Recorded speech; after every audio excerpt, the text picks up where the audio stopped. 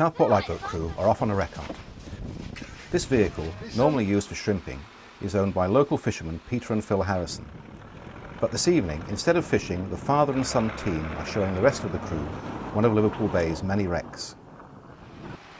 The area surrounding the Mersey and Ribble estuaries is a graveyard for hundreds of ships that have foundered over the centuries. Many lie in deep water or buried in silt and sand, but this expedition is to the Blue Star Line ship, the Ionic Star, that sank in 1939.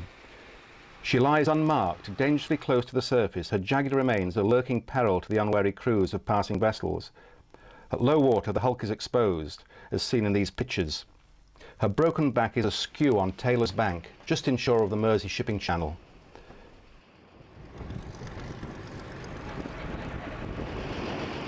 The crew disembarked the shrimp rig to walk the last 100 yards to the wreck. On the 17th of October 1939, the Ionic Star found herself in thick fog off Formby and grounded. Her cargo of fruit, cotton and meat from Brazil was recovered, but her remains stay embedded in the sands. Martin Griffiths takes up the story of another casualty. Well, this is the Chrysopolis, which went down in February 1918. It's actually quite an unusual wreck because it's stuck here out on the sandbanks, and is one that the local shrimpers used to use a lot to head their carts to. So it has a name of cart heading, but its proper name is Chrysopolis. It was actually built in Hartlepool, the Urban Shipbuilding Company in Hartlepool, and originally was named the Straits of Dover, being built for the Straits Steamship Company. But how did it come to its grief? Right, well, we think it was foggy at the time, but the records are fairly incomplete owing to the fact that we were at war at the time. But the lifeboat minutes actually say that the conditions were foggy.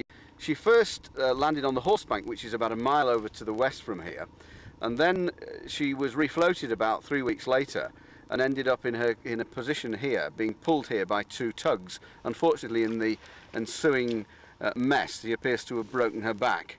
Any life lost? No life lost at all. In fact, I can't just remember the detail of the records, but it's something like 35 people were saved from her because the salvage crew were on board her doing the salvage when, unfortunately, she started to fill with water, no doubt having broke her back.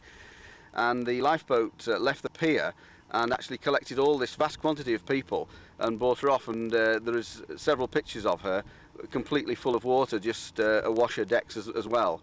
Must have been a fairly frightening experience for the people on board. The Chrysopolis and Ionic Star both dry out at low water. Most other wrecks in the area are permanently submerged, but we have to take to the sea to inspect this wreck. For 2 to 3 hours either side of low water, the encrusted remains are revealed, a real hazard to the pleasure and angling boats that sail in this area.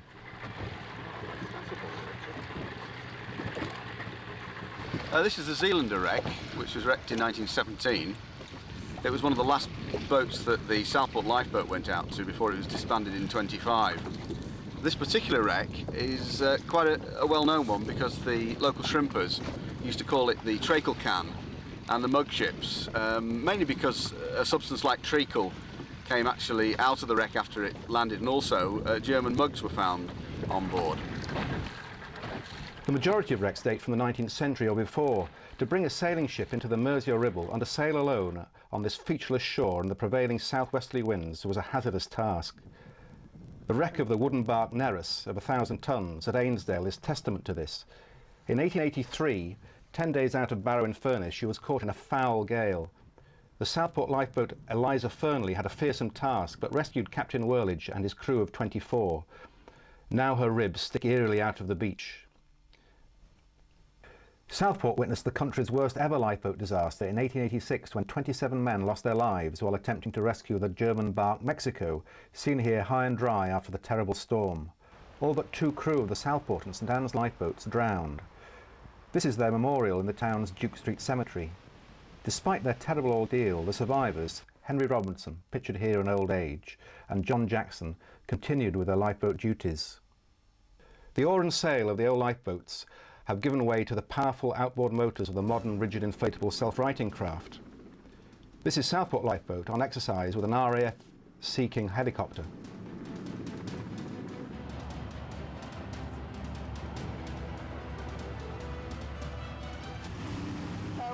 this is Southport Rescue. Our current position is 03500 west, over. Now commercial shipping is so much safer. The main duty of lifeboats today is to look after the huge and growing number of recreational sea users, sailors, windsurfers, anglers and divers.